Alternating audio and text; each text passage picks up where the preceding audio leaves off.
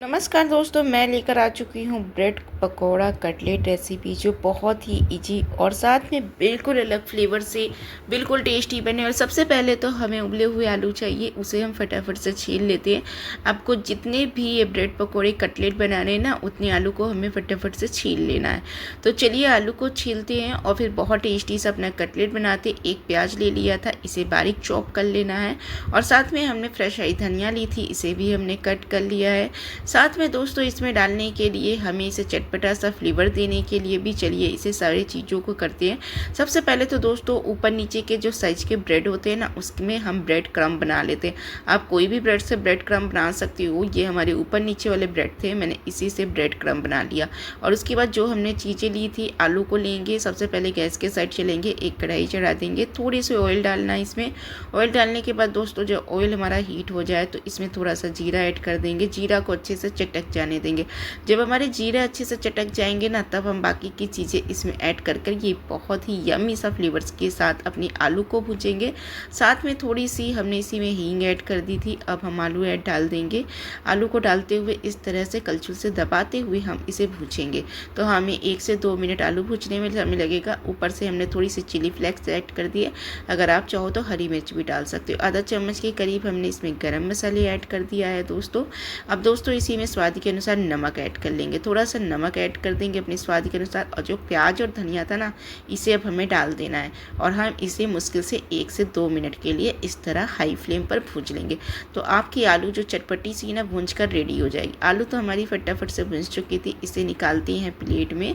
और तब तक हम इसी कढ़ाई में ऑयल रख देते हैं हीट होने के लिए। और तब तक हम अपने जो ब्रेड पकौड़ा वाली हमारी बहुत टेस्टी सी ये कटलेट की रेसिपी है ना, इसे बनाते हैं। सबसे पहले तो हमने ब्रेड ले लिया है। मैंने ब्राउन ब्रेड का इस्तेमाल किया है। अगर आप चाहो तो कोई भी ब्रेड ले सकते हो इसको बनाने के लिए।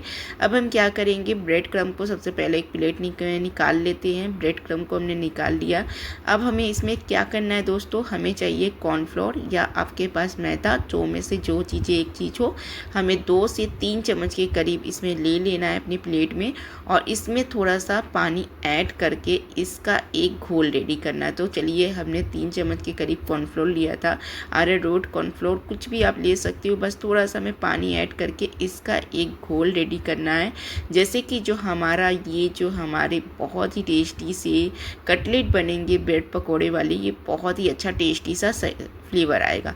उसके बाद दोस्तों हम क्या करेंगे, इसे बहुत ही अच्छे से मिक्स कर लेना है। चम्मच की सहायता से हमें फटाफट से इसे मिक्स करके रेडी कर लेना है। तो ये हम इस तरह से कर लिया है, जैसे ये हमारा जो है कॉर्नफ्लोर का घोल ना अच्छे से रेडी हो जाए।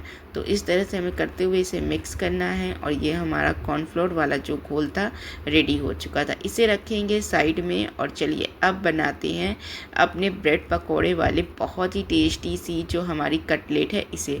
तो आलू भी हमारी भुज ही चुकी थी दोस्तों। अब हम क्या करेंगे, ब्रेड पे हमें अच्छे से आलू को लगा देना है।